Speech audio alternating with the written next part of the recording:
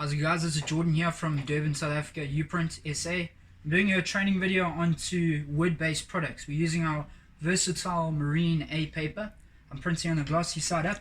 I'm going to go ahead and put it straight to the A3 UP850 WT printer. You can see how quick it prints, guys. Alright, doing a parrot with the Uprint logo onto there. Just come across to the press. Alright, what I'm going to do is I'm going to use the press to fuse the graphic to the page. Guys, I'm preheating the heat press, using the heat of the base to fuse the graphic to the page. You can use a heat gun for this process, but I like to just use one instrument so I don't divert from what I'm doing. Okay, once it's nice and heated, I place the graphic down on the base. You'll start to see it change to colors.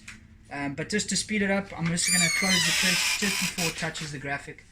I'm using the heat of the plate to fuse the graphic on top, which just doubles the fusing time. Once I've fused it, I then take my piece of wood, place it down, my wood on the table. 100% white underbase. This is the graphic is at 100% white underbase. We use for this. You need as much tone as you can to transfer onto your wood-based products. You can just put this together like that, or you can use sublimation tape, guys. Either way is fine. Once I'm ready, then I can go ahead and press it. 162 degrees, 55 seconds. Okay, after finished, take your rubber mat off nice and quickly. Take your wet cloth. Remember to have water in your cloth, and immediately start applying the water to the product until you see the whole graphic. Guys, don't peel, as you will have problems.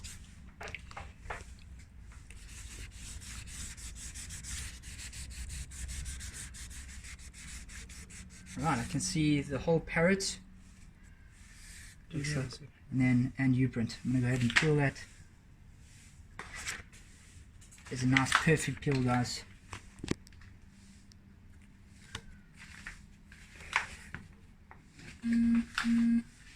See how vibrant the colors are. And that is a perfect print onto the wood. I'm going to do another short video quickly with using sublimation tape. Right guys, I'm doing a second video on using sublimation tape. Just going across like that just to keep it in the right spot.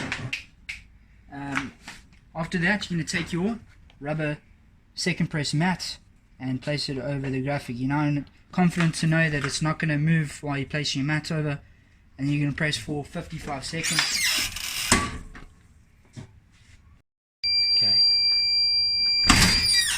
Okay, take your mat off. You're going to use water to release this. Dipping my cloth in there. I got a nice round cloth like this, guys, to make it a lot faster. Get every spot on there. Once I'm confident that it's completely wet everywhere, I can then go ahead and peel immediately.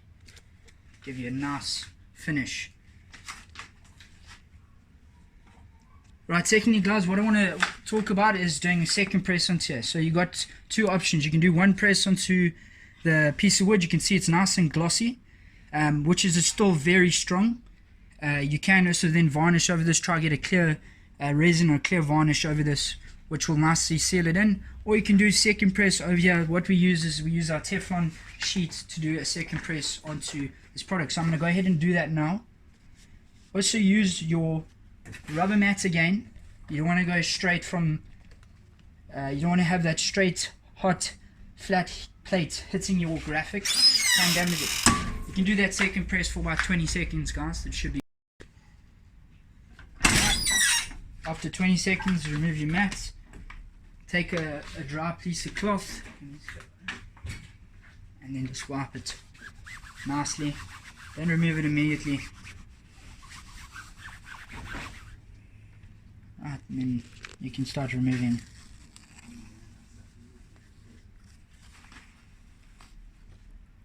And then you go, we got that second press onto there. This should give you an added security that will be right in the wood and be nice and scratch resistant. Thank you guys.